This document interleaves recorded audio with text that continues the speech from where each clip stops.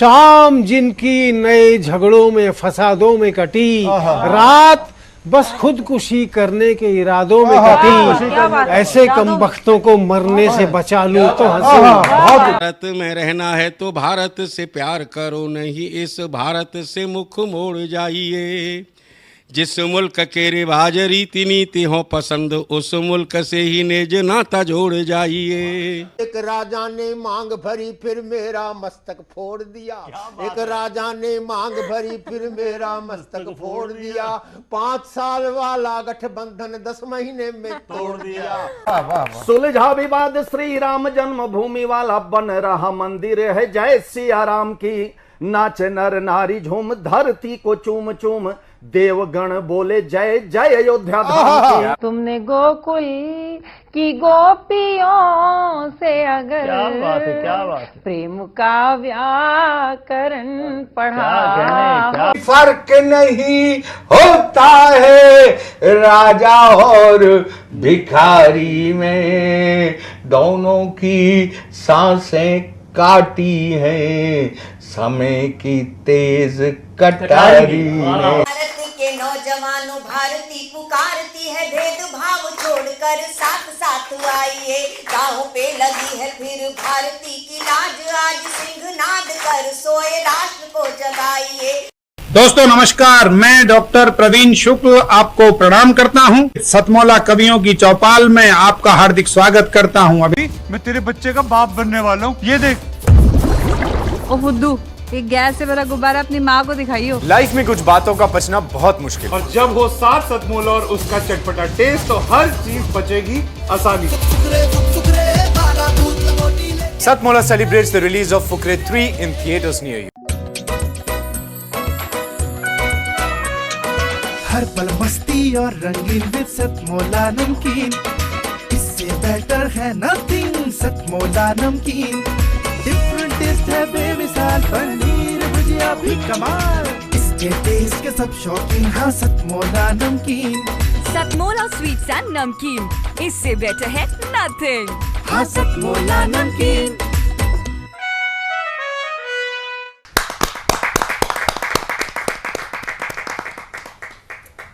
सतमौला कवियों की चौपाल में सभी दर्शकों का हार्दिक अभिनंदन है। सतमौला कवियों की चौपाल आपकी अपनी चौपाल। सतमौला कवियों की चौपाल में आज हमारे साथ देश ही नहीं बल्कि अंतर्राष्ट्रीय स्तर पर जिन्होंने हास्य को पहचान दी, और वो भी जिस प्रकार श्रद्धेय दादा अल्लड़ बीकानेरी ने हास्य को गज़ल में पिरो करके प्रस्तुत करते थे, और उनके कई कालजयी गज़लें, कालजयी गीत आज हमारे सतमौला कवियों की चौपाल की एक अमूल्य निधि बन चुकी हैं। आज यदि अल्लड़ बीकानेरी जी के ऐसे चर्चित गीतों को कोई सर्च किया जाता है तो यूट्यूब पर या अलग जितनी भी लाइब्रेरियों में सतमौला कवियों की चौपाल के ही शो निकलेंगे। ये हमारी एक बहुत बड़ी सफलता है, और ये सामूहिक सफलता है। और उसी सफलता को आगे बढ़ाने के लिए, इस मिशन को आगे बढ़ाने के लिए मेरे पुराने साथी दीपक गुप्ता, जो अंतर्राष्ट्रीय स्तर पर हास्य कवि स्थापित हैं, जहाँ जोरदार तालियों के साथ हम उनका स्वागत करते हैं। दीपक गुप्ता की कविताएं हास्य में चलते चलते चलते ऐसे पड़ाव पर पहुंच जाती हैं जहां पर आपको मर्म को छूते हुए वो उनकी कविता या गज़ल मार्मिक हो जाती है, आपको चिंतन करने पे मजबूर कर देती है। तो मैं ऐसे कवि के लिए एक बहुत ही अगर मैं दीपक कहूँ कि अगर आज आप अगर गीत सुनाते हो तो फिर मैं गीत की आपको भूमि दूँ। यदि आप आज पहले हास्य पढ़ना चाहते तो हास्य बताएं, आप जैसा चाहें। तो मैं तो ये चाहूँगा कि आज मैं आपको प्रारंभ आपको मैं एक विशुद्ध हास्य से करूँगा। कारण क्या कि मैं चावल की पतीली में से एक दाना दिखाना चाहता हूँ, फिर दूसरा दाना दिखाऊँगा, उससे आप पता चल जाएगा कि ये दीपक गुप्ता है क्या। तो दीपक गुप्ता है क्या, तो मैं राजा राजेंद्र राजा जी की चंद पंक्तियों के साथ मैं उनको आमंत्रित करना चाहूँगा कि हाई कमान ने, क्योंकि चुनाव के बयार चल रही है, अभी एक फेस हुआ है, अगला जब ये टेलीकास्ट होगा तो हो सकता है 4 जून तक रिजल्ट आ चुके होंगे, लेकिन राजनीति किस प्रकार के रंग दिखती है, दिखाती है कि हाई कमान ने भैया जी को पार्टी से निकाल दिया, यानी कि हीरे को कांच समझ नाली में डाल दिया। पर भैया जी ने भी हार ना मानी, झट पान की दुकान लगा ली। ये देख मेरी धर्मपत्नी बड़े दुखी स्वर में बोली, देखो जी भैया जी पहले अपनी सत्ता कोठी बंगला कार से चलाते थे और आज पान की दुकान चला रहे हैं। मैंने कहा रे बेवकूफ, ये पहले भी चूना लगाते थे और आज भी चूना लगा रहे हैं। आइए चूना लगाइए दीपक गुप्ता जी। और अपने सतमोला कवियों की चौपाल के प्रिय श्रोताओं और दर्शकों के लिए मैं एक बहुत ही अपनी पुरानी कविता देना चाहता हूं। जैसा कि प्रवीण जी ने बताया कि जब सतमोला कवियों की चौपाल कार्यक्रम आज से 2 दशक पहले प्रारंभ हुआ था तो बहुत ज़्यादा सुविधाएं ना मोबाइल की होती थी ना टेक्नोलॉजी की होती थी, लेकिन उस ज़माने से लेकर आज तक ये कार्यक्रम लगातार जारी है। और मैंने भी जब नया नया कंप्यूटर आया था, कंप्यूटर का युग आया था, तो मैंने उस समय एक कंप्यूटर की भाषा पर एक कविता कहने की कोशिश की थी। वो बहुत पहले मैं लिखा था मैंने उस पर, और वो उस समय के टेक्निकल उसमें शब्दों का प्रयोग है। हालांकि अब तो कई वर्जन बढ़ गए हैं, पर मैं जोड़ना चाहता हूं क्योंकि जैसा प्रयोग प्रवीण जी ने किया, सतमोला कवियों की चौपाल चल रहा है और वैसा प्रयोग मैंने भी किया। आप तक पहुंचे कि मेल ने फीमेल को ईमेल से किया प्यार का इजहार। मेल ने फीमेल को ईमेल से किया प्यार का इजहार, बोला यार मेरे दिल की हार्ड डिस्क के सी ड्राइव में प्यार के वायरस अपना तंबू तान चुके हैं और हम तो मन ही मन तुम्हें अपना मान चुके हैं, तो आओ और समा जाओ मेरे दिल के रिसाइकिल बिन में। बहुत अच्छे। तो आओ और समा जाओ मेरे दिल के रिसाइकिल बिन में और छा जाओ इंटरनेट एक्सप्लोरर की तरह। ओ मेरी चाहत की फाइल, मैं तुम्हें कब से सर्च कर रहा हूं, ये बात अलग है कि अन्य फाइल्स पर भी रिसर्च कर। बहुत अच्छे, बहुत अच्छे, बहुत अच्छे, बहुत अच्छे। मेरे प्यार के इटैलिक फॉन्ट मेरी जिंदगी के फॉर्मेट में, मेरी जिंदगी के फॉर्मेट में अपने प्यार का पैराग्राफ सेट कर ले इस तरह। प्रिंट लेने से पहले पेज में मार्जिन सेट होता है, प्रिंट लेने से पहले पेज में मार्जिन सेट होता है जिस तरह मेरे माइक्रोसॉफ्ट एक्सेल, यूं तो मेरे जीवन में प्यार का कॉलम हाइड हो गया है, पर तुमसे मिलते ही मेरा फ्यूचर कुछ ब्राइट हो गया है।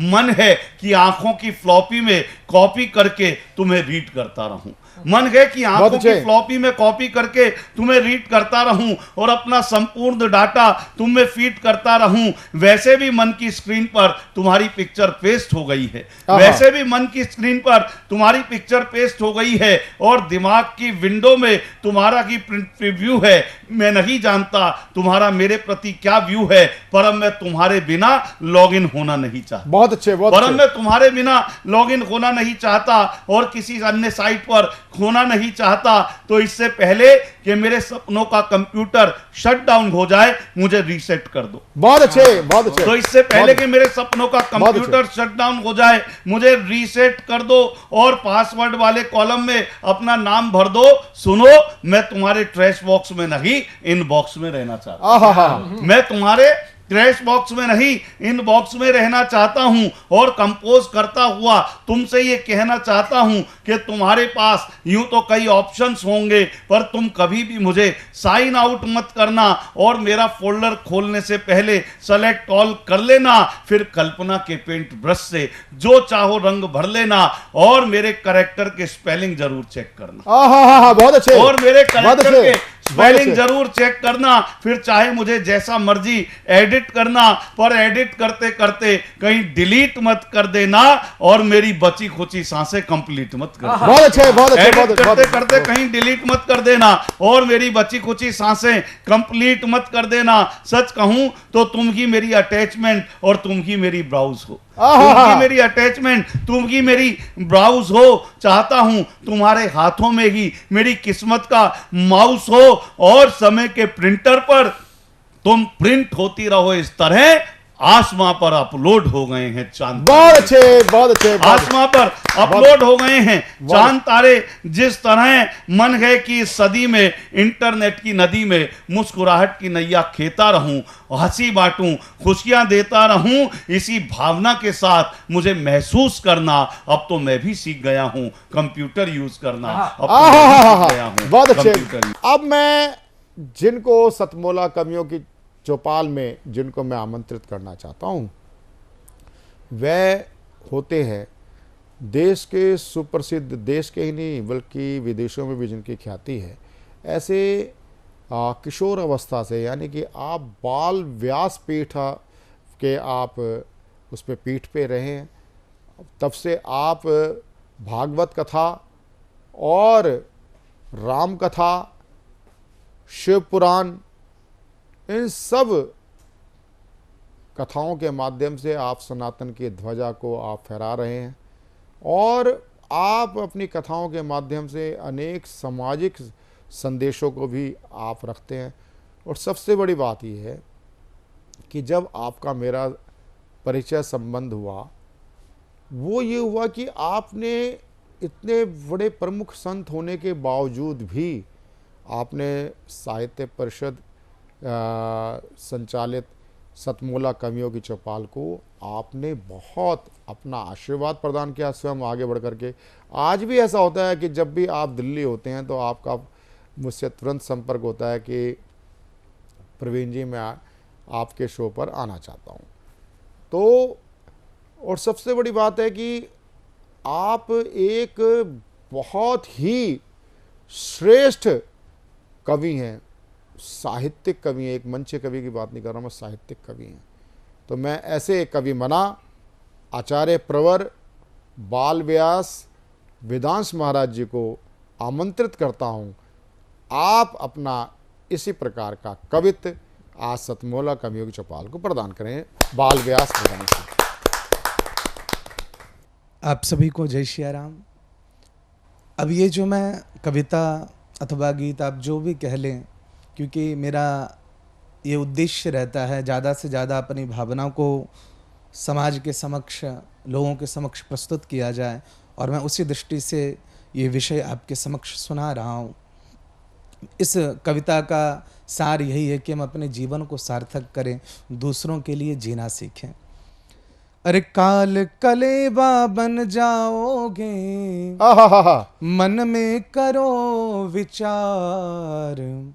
काल कलेबा बन जाओगे, मन में करो विचार।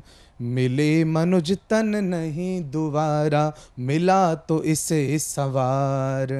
मिले मनुज तन नहीं दोबारा, मिला तो इसे सवार। प्यारे हो जाओ भव पार, प्यारे हो जाओ भव पार। काल कलेबा बन जाओगे, मन में करो विचार। काल कलेबा बन जाओगे, मन में करो विचार। मिले मनुज तन नहीं दोबारा, मिले मनुज तन नहीं दोबारा। मिला तो इसे सवार, प्यारे मिला तो इसे सवार। प्यारे हो जाओ भव पार, प्यारे हो जाओ भव पार। उदर भरण जीने का कारण, उदर भरण जीने का कारण। पशु समान यह रीति, प्यारे पशु समान यह रीति। देह देह का स्नेह जुड़ा तो कहने लगे हम प्रीति, कहने लगे हम प्रीति। त्याग वासना कर उपासना, त्याग वासना कर उपासना। सकल जगत आधार राम मेरे, सकल जगत आधार। त्याग वासना कर उपासना, सकल जगत आधार राम मेरे, सकल जगत आधार। प्यारे भजले होवे पार, प्यारे भजले होवे पार। मिले मनुज तन नहीं दोबारा, मिला तो इसे सवार। प्यारे हो जाए भव पार। तन मन धन कछु साथ न जाए, तन मन धन कछु साथ न जाए। अद्भुत यमपुर नगरी प्यारे, अद्भुत यमपुर नगरी। पुण्य पाप से भरी हुई है, पुण्य पाप से भरी हुई है। रखी माथ पर गगरी प्यारे, रखी माथ पर गगरी। राम छोड़ जो काम पुजारी, राम छोड़ जो राम छोड़ जो काम पुजारी, वो नर निरागवार प्यारे, वो नर निरागवार। मिले मनुज तन नहीं दोबारा, मिले मनुज तन नहीं दोबारा, मिला तो इसे सवार प्यारे, मिला तो इसे सवार प्यारे, हो जा भव से पार प्यारे, हो जा भव से पार। भेद भाव का कोढ़ भयंकर, भेद भाव का कोढ़ भयंकर, देश धर्म को हानि, जिससे देश धर्म को हानि। भेद भाव का कोढ़ भयंकर, देश धर्म को हानि, जिससे देश धर्म को हानि। बटे बटाए मिट जाते हैं, बटे बटाए मिट जाते हैं, समझ जाओ अभिमानी प्यारे, समझ जाओ अभिमानी। बटे बटाए मिट जाते हैं, समझ जाओ अभिमानी प्यारे, समझ जाओ अभिमानी। नर नर में नारायण देखो, नर नर में नारायण देखो, यही वेद का सार प्यारे, सब ग्रंथों का सार। मिले मनुज तन नहीं दोबारा, मिले मनुज तन नहीं दोबारा, मिला तो इसे सवार प्यारे, हो जा भव से पार प्यारे, हो जा भव से पार। व्यक्ति मरे व्यक्तित्व न मरता, व्यक्ति मरे व्यक्तित्व न मरता, अविचल कर्म की काया। गीता में कहा गया है नैनम छिन्दन्ति शस्त्राणि नैनम दहति पावका। तो ये वाला जो भाव है इसको बहुत ध्यान से सुनिएगा, और इसकी प्रेरणा आदरणीय आप ही हैं डॉक्टर प्रवीण आर्य। इस जो भाव की प्रेरणा, व्यक्ति मरे व्यक्तित्व न मरता, अविचल कर्म की काया, अविचल कर्म की काया प्यारे। व्यक्ति मरे व्यक्तित्व न मरता, अविचल कर्म की काया प्यारे, अविचल कर्म की काया। दिल धड़के आंखें भी देखें, दिल धड़के मरने के बाद दिल, हाँ दिल धड़के आंखें भी देखें, दिल धड़के आंखें भी देखें, अद्भुत प्रभु की माया प्यारे, अद्भुत प्रभु की माया। देह दान कर मरते मरते, देह दान कर मरते मरते, कर ले पर उपकार प्यारे, कर ले पर उपकार। देह दान कर मरते मरते, देह दान कर मरते मरते, कर ले पर उपकार प्यारे, कर ले पर उपकार। मिले मनुज तन नहीं दोबारा, मिले मनुज तन नहीं दोबारा, मिला तो इसे सवार प्यारे, मिला तो इसे सवार प्यारे, हो जा भव से पार प्यारे, हो जा भव से पार। काल कलेवा बन जाओगे, काल कलेवा बन जाओगे, मन में करो विचार प्यारे, मन में करो विचार। मिले मनुज तन नहीं दोबारा, मिला तो इसे सवार प्यारे, मिला तो इसे सवार प्यारे, मिला तो इसे सवार। पुनः आप सभी को सादर जय श्री राम। बहुत अच्छे।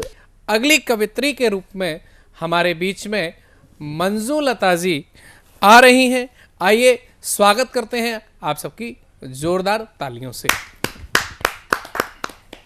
सबसे पहले मैं माँ शारदे को नमन करते हुए साधना चैनल को बहुत बहुत धन्यवाद व आभार व्यक्त करती हूँ, जो मुझे मेरी रचनाओं को पढ़ने के लिए आमंत्रित किए। और मुझे बहुत ही खुशी महसूस हुआ जब मुझे ये लगा कि यहाँ बुलाया गया मुझे, और बहुत बहुत धन्यवाद व्यक्त करती हूँ। और मैं अपनी रचनाओं को मुक्तक के माध्यम से मैं शुरू करती हूँ।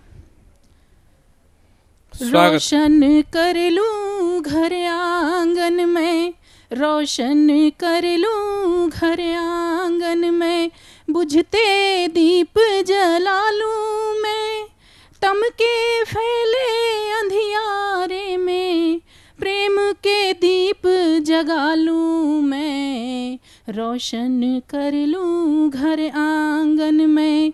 दूर क्षितिज से उड़ते बादल, दूर क्षितिज से उड़ते बादल, लाख बुझाए दिए हमारे, दूर क्षितिज से उड़ते बादल, लाख बुझाए दिए हमारे, वीणा के तार सा झंकृत मन, प्रेम से राग मिला लूं मैं, रोशन कर लूं घर आंगन में। एक दूसरा मुक्तक मैं सुना रही हूँ। सोच कर एक तरन्नुम बनाओ सही, सोच कर एक तरन्नुम बनाओ सही, एक गजल प्यार की गुनगुनाओ सही, एक गजल प्यार की गुनगुनाओ सही, सुर व साजों ने छेड़े नए राग जो, सुर व साजों ने छेड़े नए राग जो, धड़कनों में बसे मुस्कुराओ सही, धड़कनों में बसे मुस्कुराओ सही। वसंत स्वागत में एक रचना है मेरी जी, गीत के माध्यम से मैं सुना रही हूँ आप लोगों के समक्ष। स्वागत है।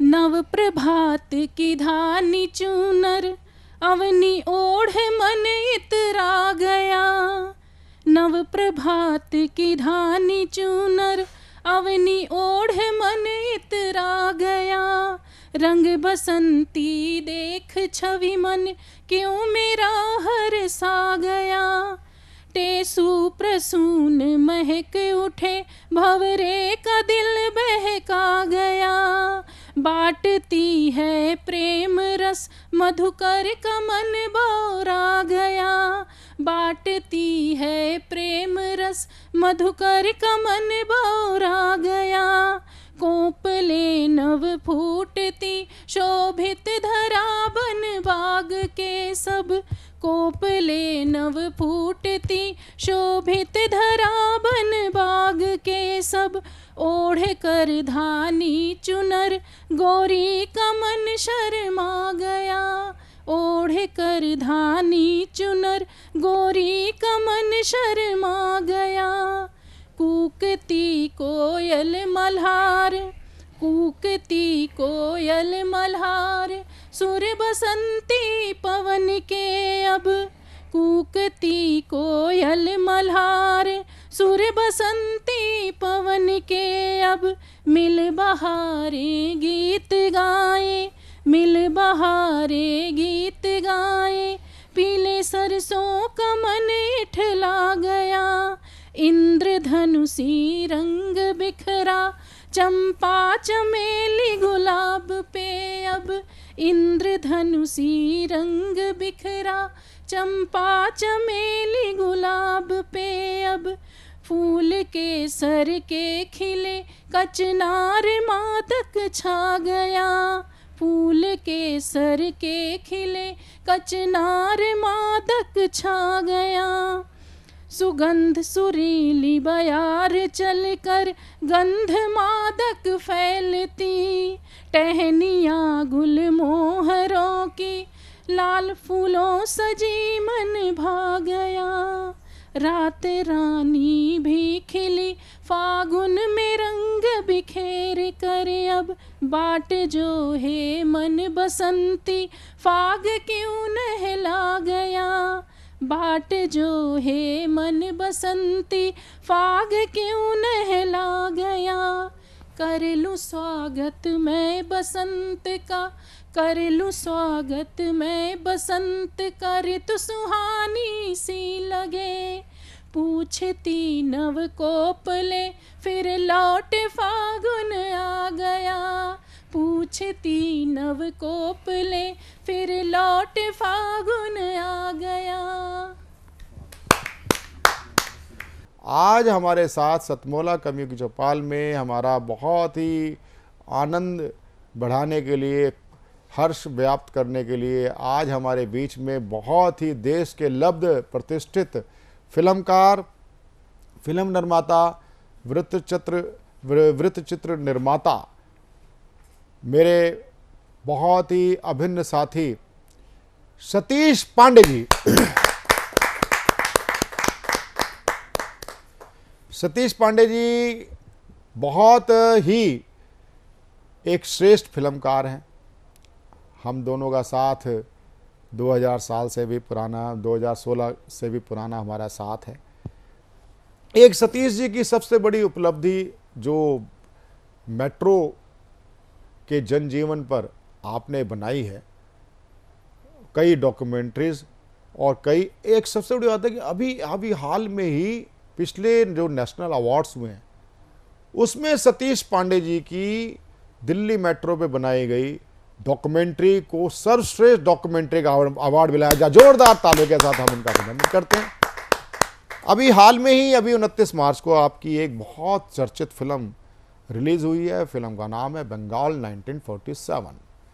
बंगाल 1947 देवेंद्र नाथ मंडल जी जो बंगाल के थे, बाद में विभाजन के बाद वो पाकिस्तान के कानून मंत्री भी बने, लेकिन उनका मोह भंग पाकिस्तान से हुआ, वो फिर वापस भारत में आ गए। लेकिन उनके एक छोटी छोटी एक भूलों के कारण देश का इतिहास एक बहुत रक्त रंजित हो गया। एक सीधे उस रक्त रंजित एक दृश्य को भी उन्होंने एक बहुत प्यारी सी एक प्रेम कथा के रूप में उन्होंने उसका प्रदर्शन किया। उसमें मोहन नाम का कैरेक्टर है, किस प्रकार से वो गांव में छोटे छोटे, चाहे वो जाति भेद हो, चाहे वो एक जिसको बोलते हैं ना जो ढोक डकौत जिसको बोलते हैं ना, जो डोम जाति के लोगों के साथ उनका किस प्रकार से उनको पढ़ाना, ये करना। और आपने, सबसे बड़ी बात है कि आपने इस फिल्म में जिस प्रकार से न्यू कमर्स को आपने मौका दिया, आपने उनसे काम जिस प्रकार से लिया और एक सफल फिल्म बन पड़ी, इसके लिए हम बात करते हैं। सबसे पहले सतीश पांडे जी का एक बार दोबारा हार्दिक स्वागत है। तो सतीश पांडे जी, मैं आपसे जानना चाहता हूं कि आप, सबसे पहले मैं आपके जानना चाहता हूं प्रारंभ आपका हम लोग से हुआ, तो हम लोग से आप कैसे जुड़े, आपका हम लोग में आपकी क्या भूमिका थी? सतीश पांडे जी बताएं। सबसे पहले मैं आभार व्यक्त करता हूं आपका कि इतने पॉपुलर शो सतमोला कवियों के उस पर आपने मुझे बुलाया और मौका दिया कि मैं अपने बारे में कुछ कह सकूं।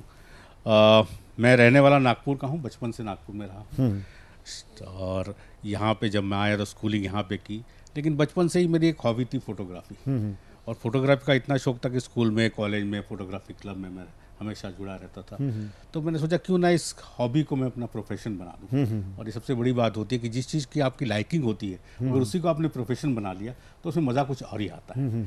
तो इस तरह से मैंने जब ग्रेजुएशन करके मैं चाह रहा था कि पूना फिल्म इंस्टीट्यूट में मेरा एडमिशन हो जाए, तो मैंने परीक्षा दी, इंटरव्यू के लिए गया, लेकिन इंटरव्यू में सिलेक्ट नहीं हो पाया। तो कोई बात नहीं, उसके बाद एक और कॉलेज था, सेंट जेवियर्स कॉलेज बॉम्बे में, वहाँ पे मैंने एक कोर्स किया। और उसके बाद चाहता था कि मैं बॉलीवुड में काम करूं, लेकिन पिताजी, हमारे माताजी ने कहा कि नहीं भाई, आप बॉम्बे बड़ा गंदा शहर है, आप दिल्ली आके ही कुछ करो। तो दिल्ली आके मैंने शुरुआत की। उतने में ही कि दूरदर्शन पे एक हम लोग ने दूरदर्शन पे एज ए कैमरामैन की नौकरी मैंने ली। और 3 साल नौकरी करने के बाद उसको टेक्नोलॉजी काफ़ी चेंज हो रही थी, एशिया का वक्त था, तो मुझे फिर भेजा गया पूना फिल्म इंस्टीट्यूट में ट्रेनिंग के लिए। तो वो वीडियो की ट्रेनिंग थी। वो करने के बाद जब वापस आया तो मुझे एक दिन मंडी हाउस में ही किसी ने कहा कि आपको पी कुमार वासुदेव जी बुला रहे, जो हम लोग के डायरेक्टर थे। तो मैं उनके पास गया, उन्होंने कहा कि भाई ऐसा है कि उस वक्त दिल्ली में बहुत ज़्यादा टेक्निकल एक्टर नहीं थे, बिल्कुल नहीं थे। तो वो एक ऐसे उसकी खोज थी कि कोई मिले। उनका कैमरामैन या डीओपी जो होता था वो बॉम्बे से आता था, तो उसके लिए उनको कभी फ्लाइट लेट होगी और यहाँ पे तो शोज़ होने हैं, तो उन्होंने कहा कि आप आएंगे, एक बार ट्राई कीजिए। तो मैंने फिर शुरुआत की, तो करीब 156 एपिसोड होते थे, उसमें से करीब 150 एपिसोड मैंने लगातार करीब 1.5 साल 2 साल ये हम लोग का पूरा छायांकन as a chief cameraman DOP मैंने किया, और बड़ा मज़ा आया। इतनी सारी कहानियाँ, इतनी सारे उसके किस्से हैं, क्योंकि हम लोग ऐसा एक सीरियल था जो एक परिवार की तरह सब बिल्कुल हर परिवार में, मतलब मैं जब घर अपने वापस जाता था तो लोग मेरे लिए इंतजार करते थे कि भाई ये बता दो कल क्या होने वाला दादी की डेथ होगी, ये तो नहीं होने वाला, ऐसा तो नहीं होने वाला। तो एक रास्ते खाली होते थे जब हम लोग आता था, तो उससे बड़ा एक वो मिला। और हम लोग करने के बाद मेरे पास फुर्सत ही नहीं थी। सतीश जी, मुझे ध्यान आता है हम लोग का, क्योंकि जिस टाइम हम लोग सोप ओपेरा शुरू हुआ था उस समय मैं खुद गांधर्व महाविद्यालय से मैं संगीत विशारद का मेरा 2nd ईयर था। उस समय पूरी हम लोग की टीम कोरस जो सॉन्ग होता था ना, उसके लिए उनको लिए कंपलसरी था कि वो करना। तो वो गांधर्व विद्यालय में चाहे वो सीमा भार्गव हो, चाहे वो आसिफ शेख हो, हाँ, ये सब सारे लोग आते थे। तो उनसे मेरा भी परिचय हुआ। फिर बाद में फिर में हमारे साथ अजीज कुरैशी वगैरह सारे इंस्पेक्टर खान वगैरह बनते थे, सब मिलना जुलना हुआ। और वो एक बहुत, मतलब मैं जहाँ तक मानता हूँ कि वो आपकी लाइफ का माइलस्टोन रहा है। बिल्कुल माइलस्टोन रहा है, और लाइफ का एक ऐसी स्थिति थी कि मतलब वो परिवार ऐसा बन गया था। पूरे करीब हम 40 लोग थे, जो एक्टर हो गए, टेक्नीशियन हो गए, तो ऐसा लगता था कि पूरा परिवार है। और हर मतलब शाम को 4 बजे हम मंडी हाउस से चलते थे, उस वक्त मेटाडोर चलती थी, मेटाडोर से लेके स्वामी धीरेन्द्र ब्रह्मचारी का स्टूडियो होता था उन दिनों गुड़गांव में। काफ़ी बड़ा स्टूडियो होता था, योग के लिए वो स्टूडियो नहीं था, लेकिन उस वक्त हम उसको यूज़ करते थे, बहुत बड़ा स्टूडियो था। अच्छा, हम लोग की शूट वहाँ पे होती। अच्छा। और ये आज जानकारी अलग मिली आज। तो 7 बजे शूट शुरू होता था, रात के 12-1 बजे 2 बजे तक अलग अलग किस्से, मतलब सीन्स जितने भी होते थे वो शूट कर। पहले ये शो जो था वीक में एक बार ही बनता था, लेकिन इतना पॉपुलर हुआ कि इसको दूरदर्शन ने कहा, इसको सरकार ने कहा कि इसको हफ्ते में 3 बारी कीजिए। और उसमें बहुत सारे, आप अगर देखें तो इतना पॉपुलर हो गया था, उसके द्वारा बहुत सारे सोशल मैसेजेस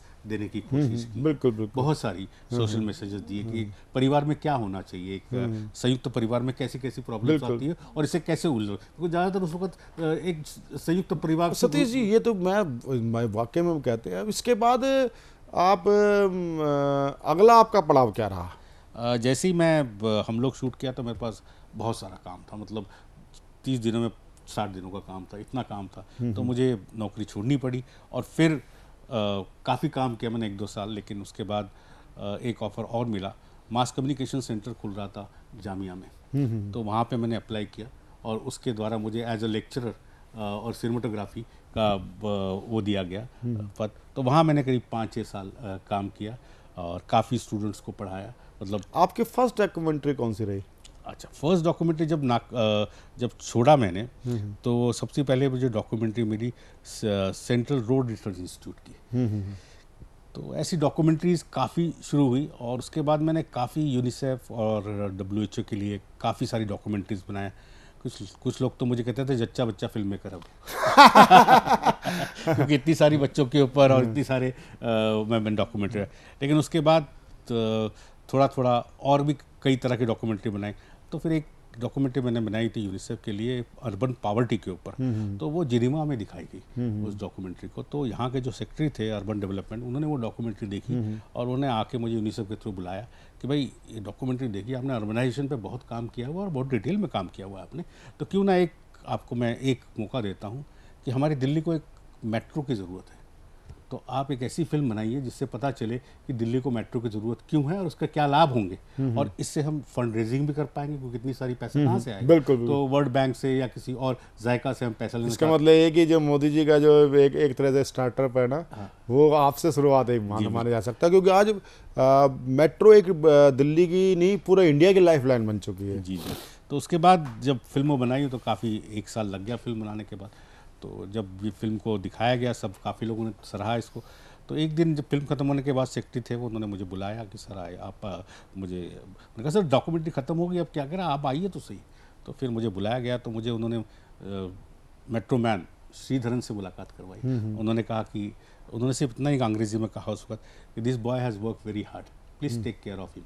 तो उसके बाद श्रीधरन साहब के साथ कम से कम मैंने 15 या 20 साल जब तक वो रहे, और अब भी मेट्रो का काफ़ी काम करता हूँ, तो अब मैं मेट्रो मैन फिल्म मेकर हो गया हूँ। और मुझे इसके लिए मतलब 2 नेशनल अवार्ड मिल चुके हैं। 2011 में मुझे एक फेज़ 1 का नेशनल अवार्ड था, उसको मिला, और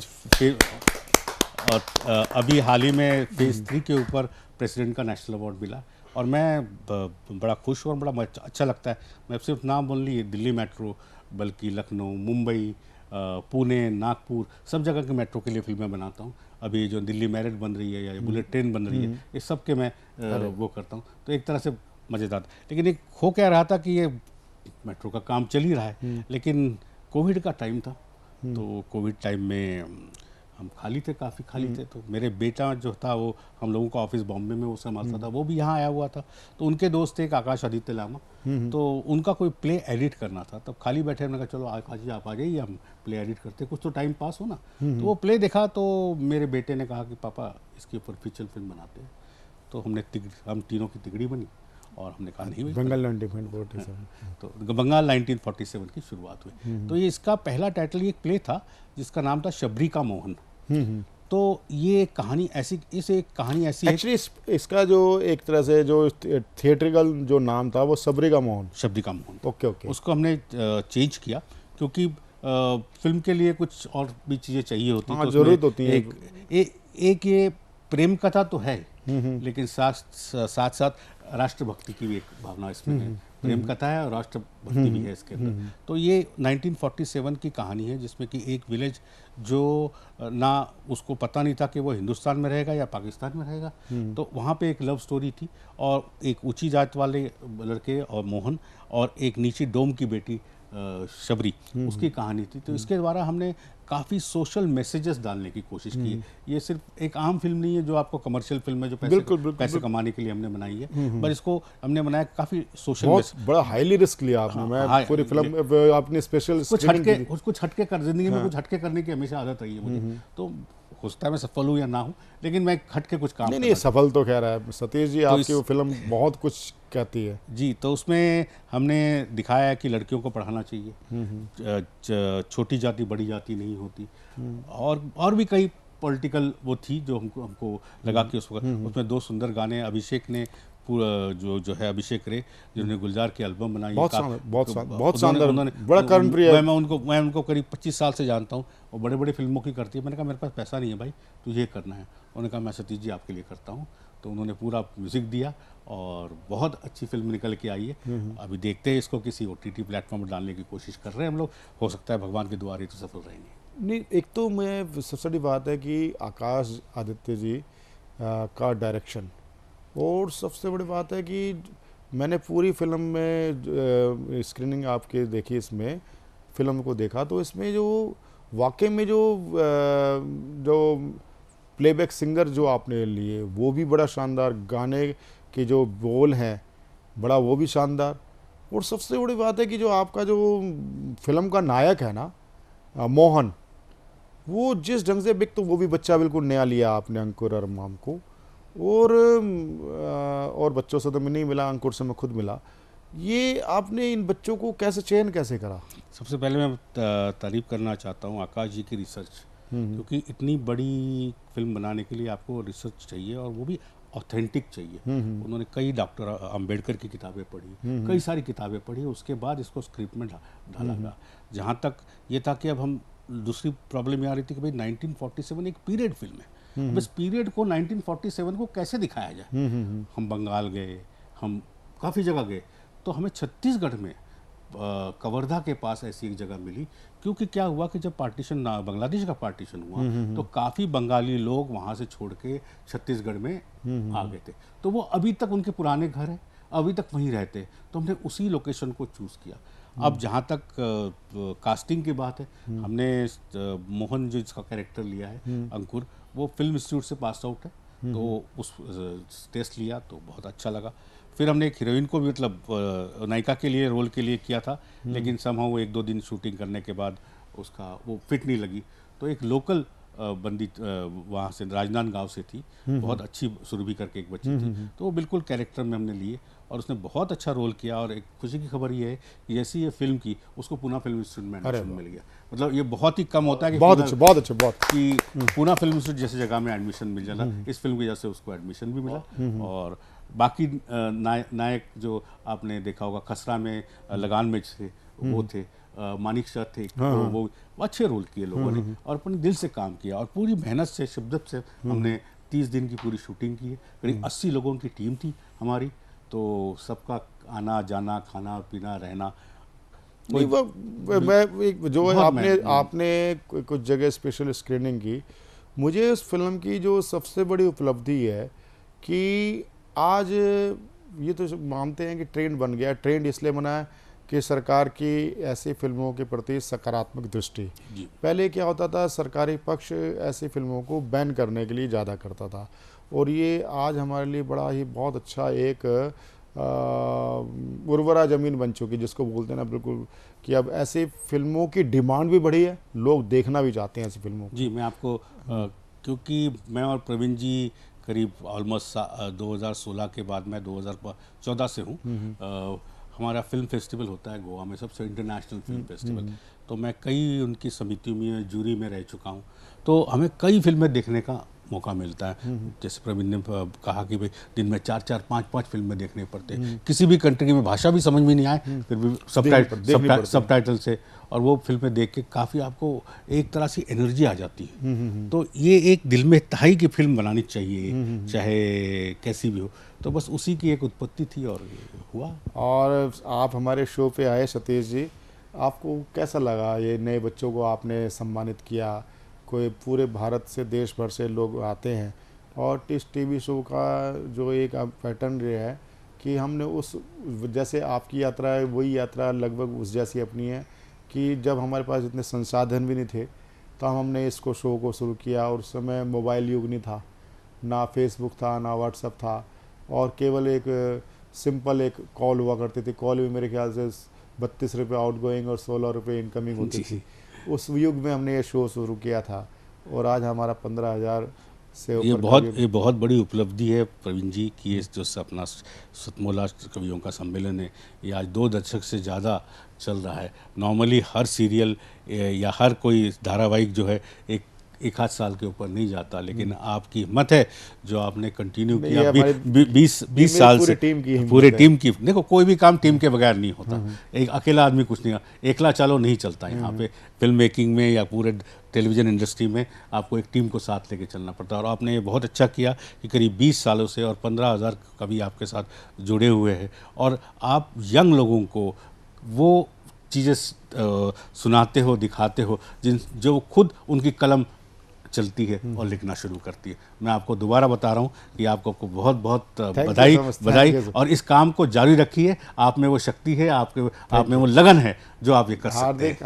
हार्दिक आभार। एक्चुअली क्या है सतीश भाई कि ये एक बहुत बड़ी बात है कि आपकी भी विनम्रता है कि आप एक इतने छोटे से शो पर हमारे बच्चों को उत्साह बढ़ाने के लिए, इनक्रीज करने के लिए आप हमारे बीच में आए। आपका हार्दिक आभार, धन्यवाद।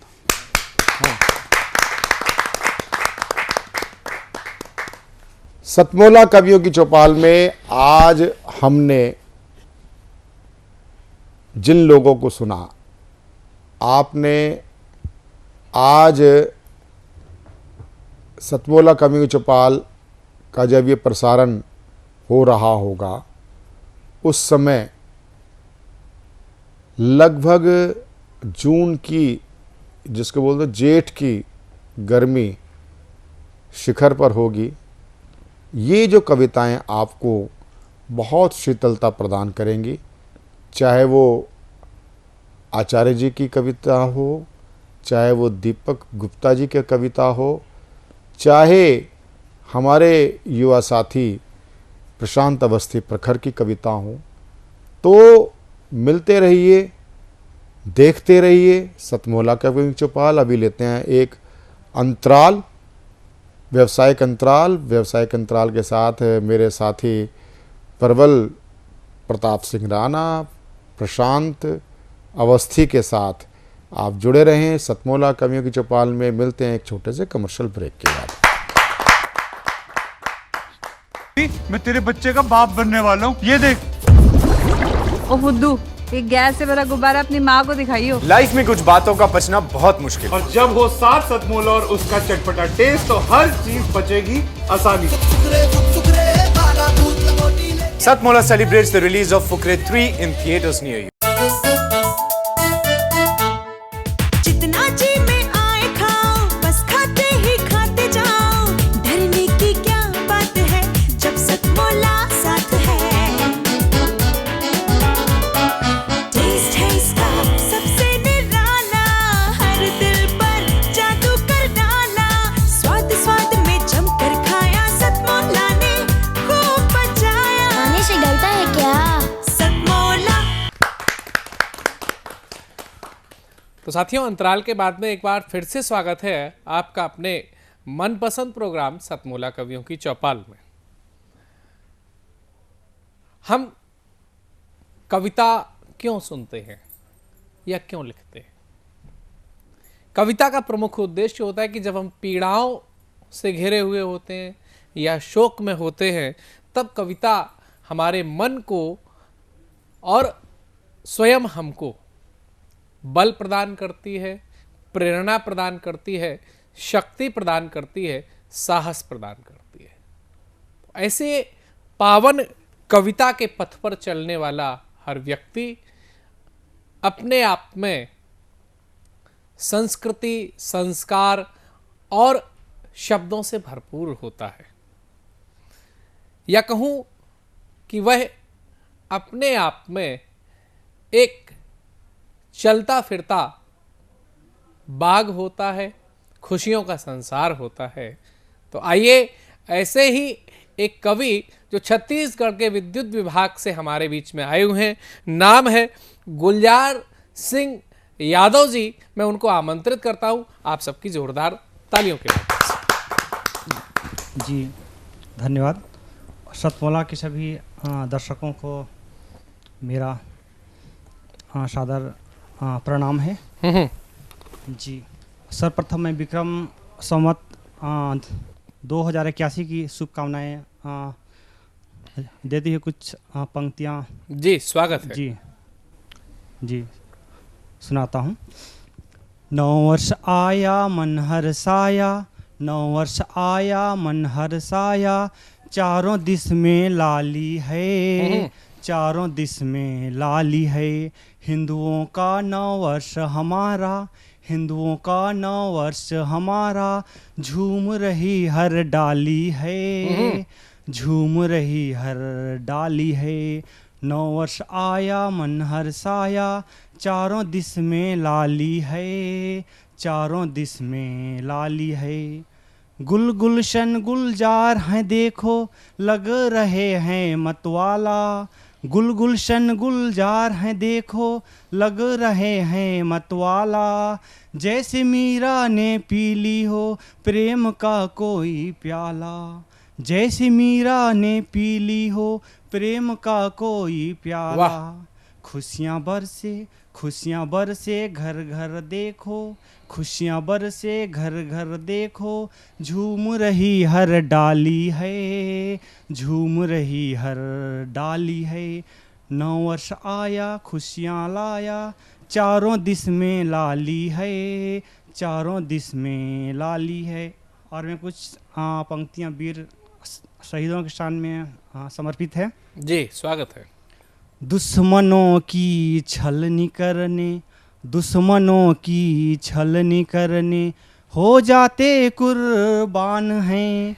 हिम्मत से हटा ले कोई हमें, हिम्मत से हटा ले कोई हमें, यह काम नहीं आसान है। शांति का गुलजार ही नहीं, शांति का गुलजार ही नहीं, जंग का हम तूफान हैं, जंग का हम तूफान हैं।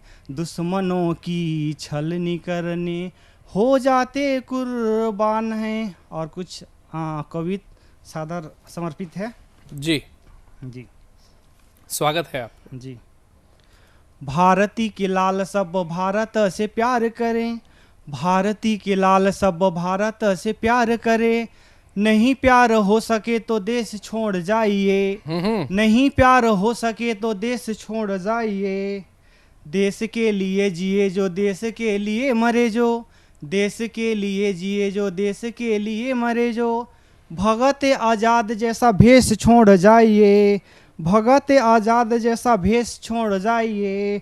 झूम झूम कर वीर फांसी को जो चूम लिए, झूम झूम कर वीर फांसी को जो चूम लिए। खुदीराम बोस सा वो वेश छोड़ जाइए, खुदीराम बोस सा वो वेश छोड़ जाइए। देश के लिए मिटे जो देश के लिए मरे जो, देश के लिए मिटे जो देश के लिए मरे जो। नेताजी सुभाष सा अवशेष छोड़ जाइए, नेताजी सुभाष सा अवशेष छोड़ जाइए। भारती के लाल सब भारत से प्यार करें, नहीं प्यार हो सके तो देश छोड़ जाइए। और है वोट पाने खातिर जो गंदी राजनीति करे, वोट पाने खातिर जो गंदी राजनीति करे। ऐसे नेताओं को तो विदेश छोड़ जाइए, ऐसे नेताओं को तो विदेश छोड़ जाइए। और आज़ादी पाने खातिर खून सभी के बहे हैं, आज़ादी पाने खातिर खून सभी के बहे हैं। वंदे मातरम जय हिंद बोल बोल जाइए, वंदे मातरम जय हिंद बोल बोल जाइए। और अंतिम है वीर सैनिकों की शान में है, समर्पित है जी। माँ भारती की आन में शहीद जो होते वीर, माँ भारती की आन में शहीद जो होते वीर। ऐसे जवानों को मेरा नमन सलाम है, ऐसे जवानों को मेरा नमन सलाम है। गर्व उन वीरों पे है जिसने दिए कुर्बानी, गर्व उन वीरों पे है जिसने दिए कुर्बानी। भारत माता के उस लाल को सलाम है, भारत माता के उस लाल को सलाम है। धन्य है यो माँ का कोख वीर जिसने जन्म में है, धन्य है यो माँ का कोख वीर जिसने जन्म में है। गला ममता का घोंट देश के पैगाम है, गला ममता का घोंट देश के पैगाम है। इस माटी की शान में होते वीर जो कुर्बान, इस माटी की आन में होते वीर जो कुर्बान। ऐसे शहीदों को मेरा नमन सलाम है, ऐसे शहीदों को मेरा नमन सलाम है जी। बहुत ही शानदार पंक्तियां और कविताएं आपने पढ़ी।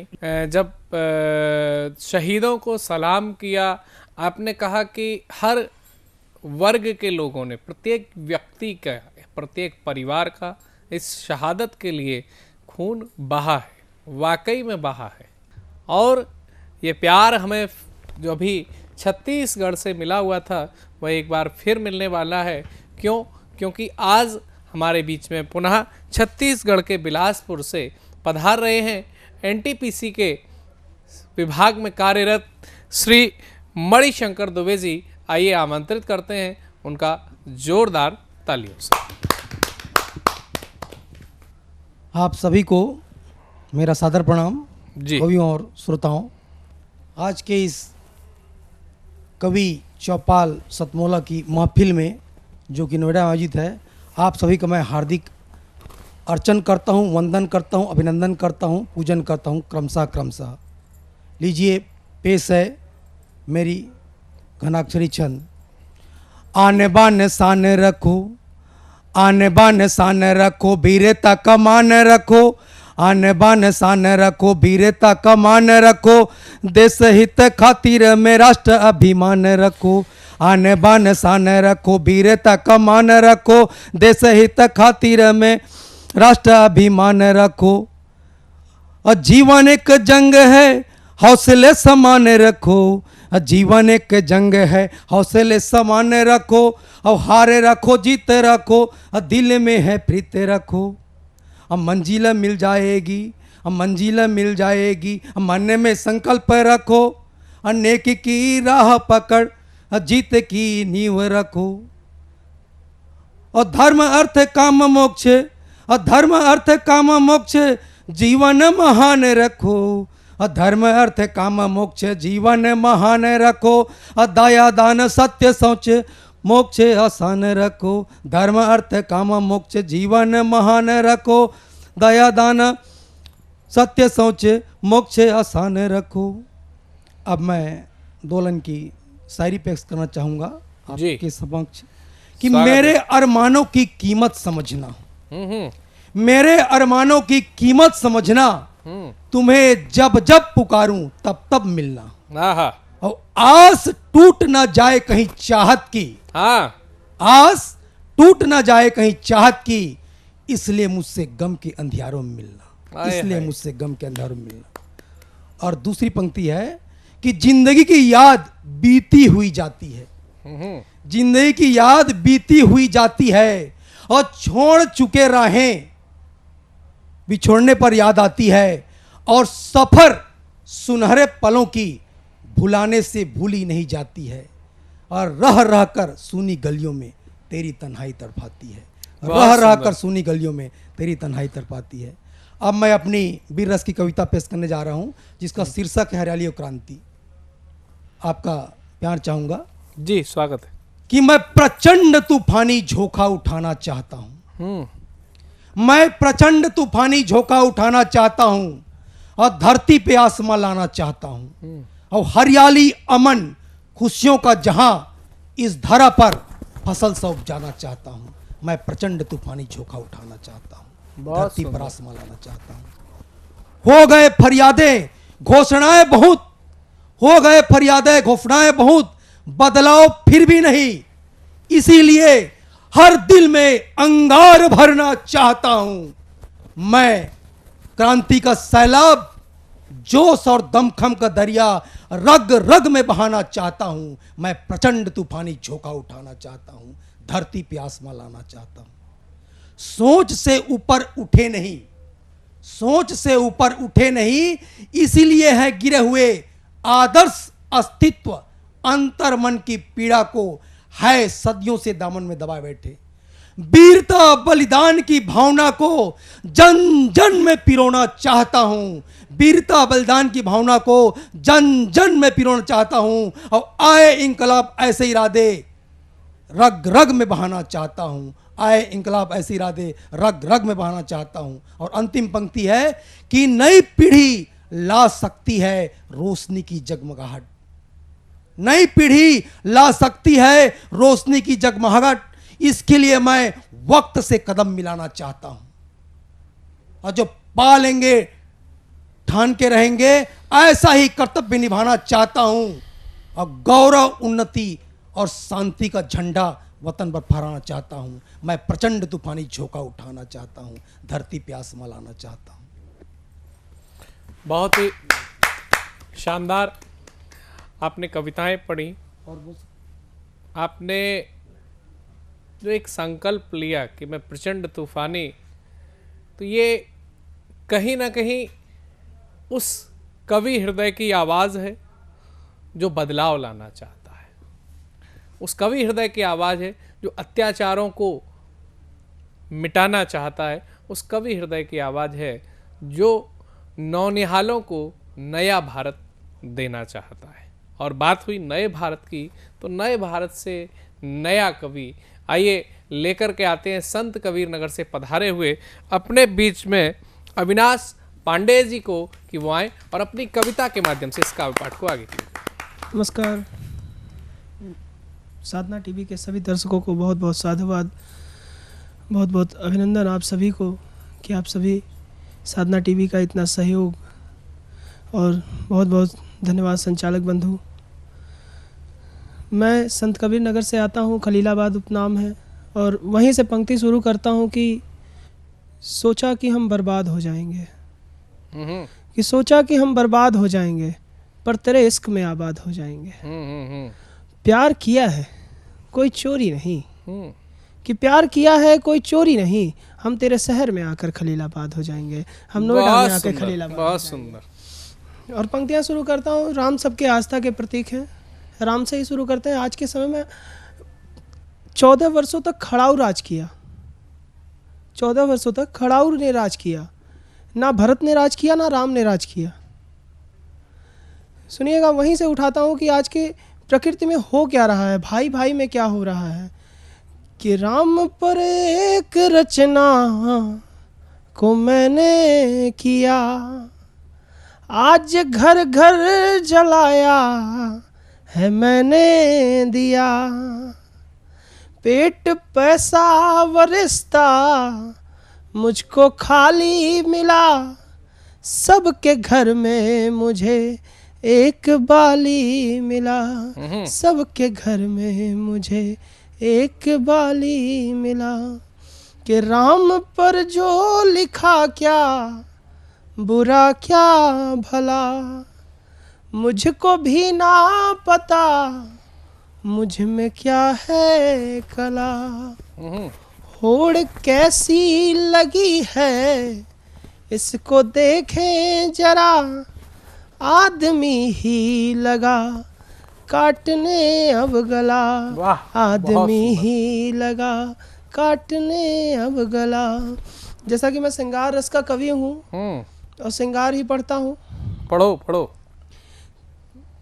यहाँ एक भूमिका देना चाहूँगा कि अक्सर हम ऐसा सुनते हैं कि लड़की की शादी हो जाती है, लड़की चली जाती है, पर एक दिन मैं अखबार में पढ़ रहा था तो लड़का, इस बार ऐसा हो रहा है कि भूमिका बदल रहा हूँ मैं, कि लड़के की शादी हो रही है और लड़का अपनी प्रेमिका से कहता है कि कल से सफ़र में तुझे ना मिलूँगा, कि कल से सफ़र में तुझे ना मिलूँगा, जो वादा किया था वही मैं चुनूँगा, कि कल से सफ़र में तुझे ना मिलूँगा। मोहब्बत के दिन थे, मोहब्बत की रात, मोहब्बत के पल थे, मोहब्बत की बात, तू कहती थी जो मैं वही अब करूँगा, पर कल से सफ़र में तुझे ना मिलूँगा। मैं सच कह रहा हूँ, मैं झूठा नहीं हूँ। प्रेमिकाएं अक्सर कहती हैं कि झूठ बोलता है। मैं सच कह रहा हूँ, मैं झूठा नहीं हूँ, तेरे भी बगैर अब तक टूटा नहीं हूँ। तू सखियों से कहती है रूठ गया है वो, तू सखियों से कहती है रूठ गया है वो, मैं सच कह रहा हूँ, मैं रूठा नहीं हूँ, तेरे ही सफ़र में मुसाफिर मिलूँगा, पर कल से सफ़र में तुझे ना मिलूँगा, पर कल से सफ़र में तुझे ना मिलूँगा। और एक छोटा सा मुक्तक पेश करूँगा आप सभी दर्शकों के बीच। स्वागत है। कि प्रियसी तुम वर्णन की कथा हो, प्रियसी तुम वर्णन की कथा हो, मंत्र मुग्ध कर देने की व्यथा हो, सादा अच्छी हो ज़्यादा अच्छी हो, एक बात बताता हूँ मैं तुमको, तुम मुझसे ज़्यादा अच्छी हो, मुझसे ज़्यादा अच्छी। बहुत सुंदर, बहुत सुंदर। शिल्प देखिएगा कि अधरों पर थोड़ी सी लाली, अधरों पर थोड़ी सी लाली, आंखें जिनकी पूरी काली, माथे पर जो तिल है तेरे यही समझना दिल है मेरे, और प्यार मोहब्बत के खातिर क्या अब भी छोटी बच्ची हो, एक बात बताता हूँ मैं तुमको, तुम मुझसे ज़्यादा अच्छी हो, तुम मुझसे ज़्यादा अच्छी। बहुत सुंदर, बहुत सुंदर। तेरे खातिर रोया हूँ, भूमिका सुनना, मुक्तक सुनना। तेरी यादों में रहता था, कभी न कुछ मैं कहता था, तेरे खातिर रोया हूँ, रातों को मैं ना सोया हूँ, तेरी यादों में रहता था, कभी ना कुछ मैं कहता था, मुझको झूठा कहने वाली अपना बतलाओ, कि मुझको झूठा कहने वाली अपना बतलाओ, क्या अब भी उतनी सच्ची हो, एक बात बताता हूँ मैं तुमको, तुम मुझसे ज़्यादा अच्छी हो, तुम मुझसे ज़्यादा अच्छी हो। बहुत बहुत धन्यवाद। बहुत शानदार। भाई अविनाश, तुमने जो प्रेम के प्रसंग सुनाए, और मैं तो यही कहूँगा कि तुमने एक तरफा बात की, जहाँ तुमने पुरुष या प्रेमी, देखो प्रेमी सच्चा है मैं मानता हूँ, लेकिन जब वह प्रेमी तुम्हारी कविता के माध्यम से कई प्रेमिकाओं को सफाई देता है तो कहाँ तक सच्चा है वह प्रेम? चाहे देश से हो, चाहे माता पिता से हो, या अपने जीवन साथी से हो, वह प्रेम की भावना ही हमको सम्मान और संस्कार से बंधना सिखाती है। तो इस प्रेम की भावना को जब एक युवक कभी भी देश के साथ में करता है तो पहले तो वह क्रांतिकारी हुआ करते थे, आज वह देश के सिपाही हुआ करते हैं। एक ऐसा ही नवयुवक कवि जो देश की सेवा करने के लिए तैयार है। अब से कुछ ही दिनों के बाद में वह भारतीय सेना के साथ में जुड़ करके देश की सेवा करेगा। आइए आमंत्रित करते हैं विकास शर्मा को, जो कि गाजियाबाद से हमारे बीच में आया हुआ है। आप सबकी जोरदार तालियों से बहुत बहुत धन्यवाद। तो जैसा सर ने बताया, मेरी पंक्तियां देश के लिए हैं। लोग देश के लिए कई बार बहुत कुछ लिखते हैं, पर हम अपने देश के सौंदर्य वर्णन कभी कुछ पंक्तियों में नहीं कर पाते। उसके लिए 4 पंक्तियां बताता हूं। जिस देश की शान तिरंगा हो, जिस देश की शान तिरंगा हो, जहां बहती प्रेम की धारा हो, जहां स्वर्ग से भी सुंदर दिखता प्रकृति का अजब नजारा हो, जहां गंगा जमुना सरस्वती संगम की बहती धारा हो, ऐसे सुंदर वतन को शत शत नमन हमारा हो, शत शत नमन हमारा हो।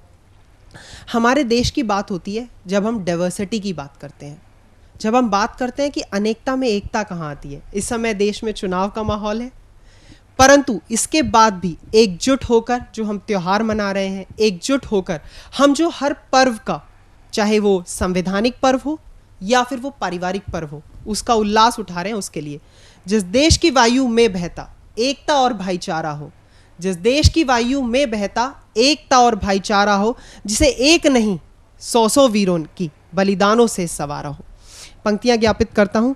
जिस देश की वायु में बहता एकता और भाईचारा हो, जिस देश की वायु में बहता एकता और भाईचारा हो, जिनके भावों में बहता हरदम देश प्रेम का नारा हो, जिस मुल्क की नजर को संतों ने अपने आशीष से वारा हो, ऐसे सुंदर वतन को शत शत नमन हमारा हो, शत शत नमन हमारा हो। बहुत सुंदर। कई बार संसद हो, लोकसभा हो, राज्यसभा हो, हम कई बार सुनते हैं धरती किसकी है। ये धरती उसकी है जो रोज सुबह उठकर कार्य के लिए जाता है, अध्यापिका की है, ये एक माँ की है, या फिर एक कार्यकारिणी वाले नेता की है। ये धरती उस सैनिक की है जो कि सीमा पर है। तो उसके लिए मैंने 4 पंक्तियां लिखी थी। पंक्तियां ज्ञापित कीजिएगा। एक माँ से बिछड़कर एक माँ को बचाने, एक माँ से बिछड़कर एक माँ को बचाने, जहां जाता वीर हमारा हो, सीने पर गोली खा से ऐसा राज दुलारा हो। एक माँ से बिछड़कर एक माँ को बचाने, जहां जाता वीर हमारा हो, सीने पर गोली खा से ऐसा राज दुलारा हो, जिसे एक नहीं 100 वीरों के, जिसे एक नहीं 100 वीरों के बलिदानों से सवारा हो, ऐसे सुंदर वतन को शत शत नमन हमारा हो, शत शत नमन हमारा हो। हमारे देश में संवैधानिक पर्व आते हैं, गणतंत्र पर्व आते हैं, तो उसी पे मैंने लिखा था, जहां संस्कृति के एक सूत्र में बनता, जहां संस्कृति के सम्मान में बहता, जहां संस्कृति के सम्मान में बहता एक उत्तम विचारधारा हो।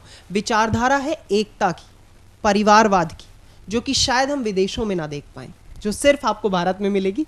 जहां संस्कृति के सम्मान में बहती एक सुंदर विचारधारा हो, बस एक ख्वाहिश है इसी मुल्क में पुनर्जन्म हमारा हो, संविधान के एक सूत्र में बनता, जहां पर मुल्क ये सारा हो, ऐसे सुंदर वतन को शत शत नमन हमारा हो, शत शत नमन हमारा हो। एक परितोष है, एक पंक्ति है कि ये राजमुकुट तो इस सर से उस सर तक जाएगा, परंतु ये जनता, ये देश उसी को मानेगा जो इसके देश के चरणों में शीश झुकाएगा। इसी के लिए एक पंक्ति याद आती है आदरणीय अटल बिहारी वाजपेयी जी की, जब उन्होंने कहा था, ये धरती वंदन की धरती है, अभिनंदन की धरती है। ये धरती वंदन की धरती है, अभिनंदन की धरती है। इसकी नदी नदी हमारे लिए गंगा है, इसका कंकड़ कंकड़ हमारे लिए शंकर है। हम जिएंगे तो इस भारत के लिए, हम मरेंगे तो इस भारत के लिए, और मरने के बाद भी कोई गंगा जल में बहती हमारी अस्थियों को कान लगाकर सुनेगा तो एक ही आवाज आएगी, भारत माता की जय। जय हिंद, जय भारत, धन्यवाद। बहुत ही शानदार विकास। जब तुम अपनी जिम्मेदारी भरे पद की ओर आगे बढ़ रहे हो तब ऐसी भावनाएं जिसमें संस्कृति भी है, जिसमें संस्कार भी हैं, जिसमें प्यार भी है और जिसमें दुलार भी है, मैं समझता हूँ कि अगर प्रत्येक बालक या बालिका इन 4 गुणों से संपन्न होंगे तो भारत की एकता, अखंडता और भारतीय संस्कृति की अक्षुण्णता कभी समाप्त नहीं हो सकती, नहीं हो सकती, नहीं हो सकती। आइए चलते हैं, आइए अगली कवित्री के रूप में हमारे बीच में एक ऐसी कवित्री को आमंत्रित करते हैं जो आज चलने वाले इस लोकतंत्र के पर्व के लिए लोगों को मतदान करने के लिए, और मतदान ही नहीं, ज़्यादा से ज़्यादा मतदान करने के लिए, सही चुनाव का मतदान करने के लिए लोगों को जागरूक करती हुई एक कविता लेकर के आई हुई है। आइए उनका स्वागत करते हैं आप सबकी जोरदार तालियों से। नमस्कार। सर्वप्रथम मैं सतमौला कवियों की चौपाल का हार्दिक आभार व्यक्त करती हूँ जिसने मुझे काव्य पाठ का सुअवसर प्रदान किया। यूँ तो सर्वविदित है, हमारा देश भारत विश्व का सबसे बड़ा लोकतांत्रिक देश है, जो हमारे लिए गौरव का विषय है, हर्ष का विषय है। लेकिन मेरी खुशी तब मायूसी में तब्दील हो जाती है जब मेरी नज़रें मतदान प्रतिशत पर पड़ती हैं। आज भी हमारे देश की बहुत बड़ी आबादी घर में बैठकर ये सोचती है हमारे एक वोट से क्या होगा, हम क्यों करें अब मतदान। तो अगर दुर्भाग्यवश हमारी सत्ता अगर किसी अकर्मण्य व्यक्ति के हाथ में चली गई तो यही एक दिन की सज़ा में बदल जाती है। तो मेरा मानना है कि हम सभी को मतदान करना चाहिए, चाहे आपको अपना मतदान कितना भी अप्रभावी क्यों न लगे, मगर उसका प्रयोग जरूर कीजिए। हम सौभाग्यशाली हैं जो मतदान का अधिकार हमारे पास है। बहुत सुंदर। 1947 से पूर्व हम सभी राजाओं के अधीन थे। बाद में संविधान आया, संविधान ने हमें मतदान का अधिकार दिया और यही अधिकार आपातकाल के समय हमसे छीन लिया गया था।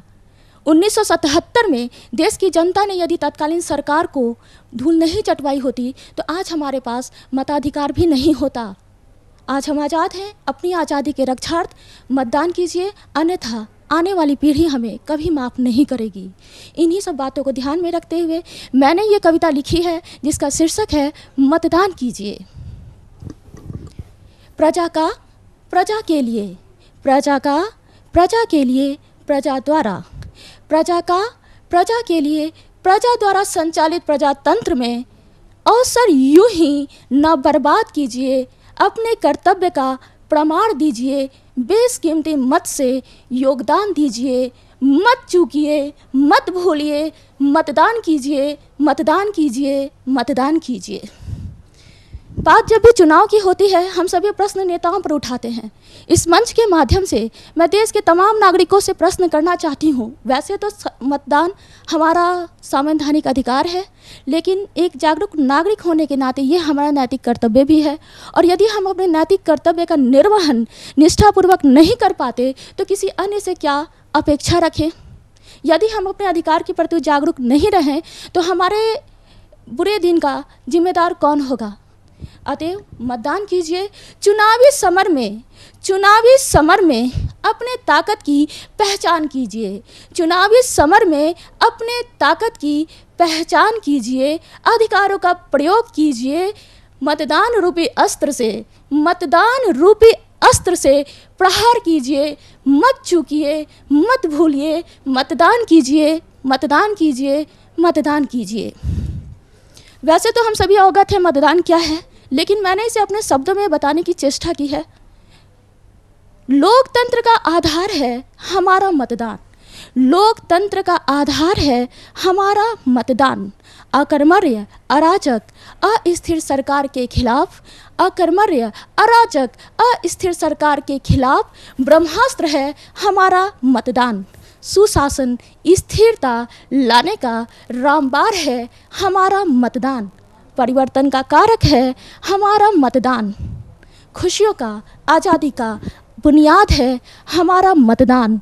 अतएव मत चूकिए, मत भूलिए, मतदान कीजिए, मतदान कीजिए, मतदान कीजिए।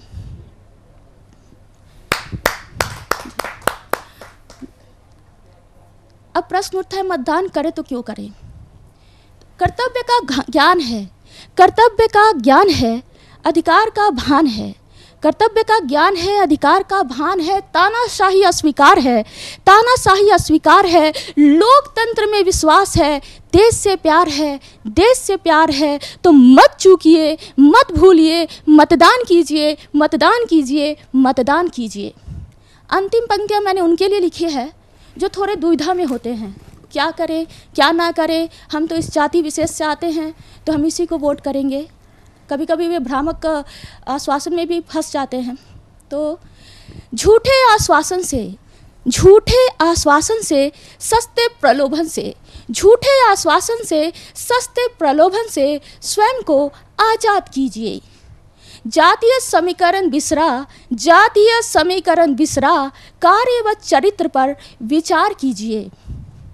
बूंद बूंद से घड़ा भरता, बूंद बूंद से घड़ा भरता, इस तथ्य को आत्मसात कीजिए। अपने एक वोट के कीमत की, अपने एक वोट के कीमत की पहचान कीजिए। निज हित तज कर, निज हित तज कर, जनहित राष्ट्रहित में मतदान कीजिए। मत चूकिए, मत भूलिए, मतदान कीजिए। लोकतंत्र के महापर्व में, लोकतंत्र के महापर्व में मत का दान कीजिए। मत चूकिए, मत भूलिए, मतदान कीजिए, मतदान कीजिए। धन्यवाद। जय हिंद। बहुत ही शानदार कविता के माध्यम से आपने अपील की हुई है। सतमोला कवियों की चौपाल में आज वीडियो सेगमेंट के रूप में हमारे बीच में जुड़ रही हैं बहुत ही संजीदगी के साथ कविता को प्रस्तुत करने वाली ज्योति महाधुले नागपुर से। जोरदार ताली के साथ हम उनका स्वागत करें। नमस्कार, मैं ज्योति महाधुले नागपुर महाराष्ट्र से आपके लिए एक कविता पेश करने जा रही हूँ। कविता का शीर्षक है ज्वालामाई का रूप धारण करेंगे, ज्वालामाई का रूप धारण करेंगे। कभी राम से कहेंगे, कभी शाम से कहेंगे, कभी राम से कहेंगे, कभी शाम से कहेंगे। शाम तेरी मुरली के धुन पर हम गाएंगे, शाम तेरे मुरली के धुन पर हम गाएंगे। कि राम तेरे धनुष्य का तीर हम चलाएंगे, कि राम तेरे धनुष्य का तीर हम चलाएंगे। ना राधा होंगे ना मीरा होंगे, ना राधा होंगे ना मीरा होंगे। हम ज्वालामाई का रूप धारण करेंगे, हम ज्वालामाई का रूप धारण करेंगे। भोली सूरत से टकराने वाले सुन लो, भोली सूरत से टकराने वाले सुन लो। मन के भीतर एक ज्वाला दहकती है, मन के भीतर एक ज्वाला दहकती है। किसी से ना हम हारेंगे, किसी से ना हम हारेंगे। रावण राज को तोड़ेंगे, रावण राज को तोड़ेंगे। राम जैसे हम भी दुष्टों का संहार करेंगे, राम जैसे हम भी दुष्टों का संहार करेंगे। फिर ज्वालामाई का रूप धारण करेंगे, फिर ज्वालामाई का रूप धारण करेंगे। मधुरता की मिठास जो देंगे तो, मधुरता की मिठास जो देंगे तो, मधुरता से अन्याय को चीर डालेंगे, मधुरता से अन्याय को चीर डालेंगे। फिर उजाला जग में करेंगे, फिर उजाला जग में करेंगे। कि कृष्ण के पग पग सारथी बनेंगे, कि कृष्ण के पग पग सारथी बनेंगे। ना छलेंगे ना छल सहन करेंगे, ना छलेंगे ना छल सहन करेंगे। फिर सावन की बरसात होके बरसेंगे, फिर सावन की बरसात होके बरसेंगे। कि फिर प्यार की नैया पर सवार होंगे, कि फिर प्यार की नैया पर सवार होंगे। कि ज्वालामाई का रूप हम धारण करेंगे, कि ज्वालामाई का रूप हम धारण करेंगे। धन्यवाद।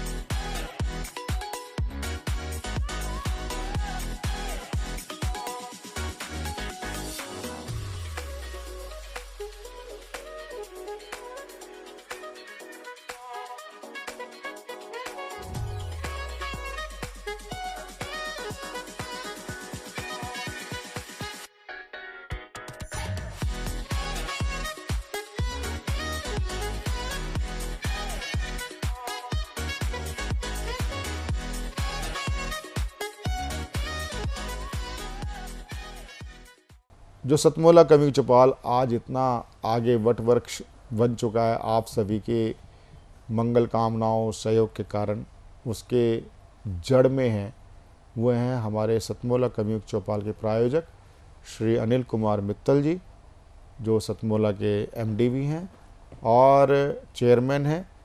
सुनते हैं उनका शुभकामना संदेश। नमस्कार दोस्तों, मैं अनिल मित्तल, चेयरमैन सतमोला ग्रुप। मैं जैसे आप सब लोग जानते हैं कि 2004 के अंदर मैंने सतमोला कवियों की चौपाल आरंभ करा परवीन आर्य के साथ मिलके। तो हमारा उद्देश्य दोस्तों यही था कि जो आज ये काव्य पाठ है, जो ये बुद्धिजीवी वर्ग जो ये सुंदर काव्य पाठ हम लोग करते हैं, तो वो धीरे धीरे आज के ज़माने में लुप्त ना होता जाए। जो आज मॉडर्नाइजेशन चल रहा है, जितना टीवी पे हम और भी चीज़ें बढ़ती जा रही हैं, तो ये ना हो कि हमारी पुरानी जो ये एक संस्कार थे, पुरानी सभ्यता थी, कविता पाठ था, वो धीरे धीरे ये लुप्त होता जा रहा था। तो इसीलिए हम दोनों ने मिलकर 2004 के अंदर सतमोला की कवियों की चौपाल आरंभ करी, जिसके अंदर हम ऐसा प्लेटफॉर्म देते रहे हैं जिसके अंदर नए से नए कवि जो भी कवि काव्य पाठ है उसमें करना चाहे उसका स्वागत करते हैं हम लोग, उन्हें मौका देते हैं नए नए कवियों को। और आप लोगों से यही निवेदन है कि जो भी चाहे आप पहली बार काव्य पाठ करते हैं तो आप सतमोला कवियों की चौपाल के प्लेटफॉर्म पर आएँ, आप लोगों का स्वागत है। उसके अंदर आप अपनी मौलिक कविताओं को सुनाएं, उनके अंदर जो भी कमी होगी तो हमारे पुराने जो एक्सपीरियंस कवि हैं वो उनको सुधारेंगे और आपको और इम्प्रूव करने की कोशिश करेंगे। आपसे निवेदन है कि सतमोला कवियों की चौपाल में आएँ और अपना काव्य पाठ करें। सतमोला कवियों की चौपाल में आप जितना भी आपका हमें सहयोग मिला वह अतुलनीय है। 20 वर्षों की यात्रा करते करते अब हम 21वें वर्ष में प्रवेश करने वाले हैं। सतमोला कवियों की चौपाल में आप दर्शक के रूप में, नवांकुर कवि के रूप में आप हमारे साथ नित्य प्रत्येक जुड़ते रहते हैं और जुड़ने की इच्छा भी रखते हैं। जो अभी तक नहीं जुड़ पाए, आप कार्यक्रम तो देखते हैं लेकिन आपके अंदर संकोच है, उस संकोच को निसंकोच करें। टीवी स्क्रॉल पर चल रहे नंबर 9711182183 पर आप हमसे संपर्क करें। संपर्क करें तो आपको एक सुखद अनुभूति प्राप्त होगी, हमारी टीम आपसे संपर्क करेगी। आपके अंदर कुछ उमड़ रहा है, कुछ घुमड़ रहा है, कुछ आपके मन मस्तिष्क में हलचल हो रही है, तो आप केवल फ़ोन उठाएं, हमसे बात करें। व्हाट्सएप भी कर सकते हैं 9711182183 पर आप हमसे संपर्क करें। जिन कवि जो हमारे पुराने सदस्य उनको जो 6 महीने हो चुके हैं पूरे, उनको स्वयं हमें फ़ोन करना चाहिए ताकि उनको अगला क्रम हम दे सकें। सतमोला कवियों की चौपाल इसी प्रकार अनवरत चलती रहेगी। देखते रहिए, दिखाते रहिए। सतमोला कवियों की चौपाल, आपकी अपनी चौपाल। नमस्कार। सीएम साहब, हमारे 30 विधायक अपोजिशन पार्टी में चले गए, अब आप सीएम नहीं रहे। सतमोला तो अब नया सीएम कौन बन रहा है? चल सतमोला खाओ, कुछ भी बचाओ।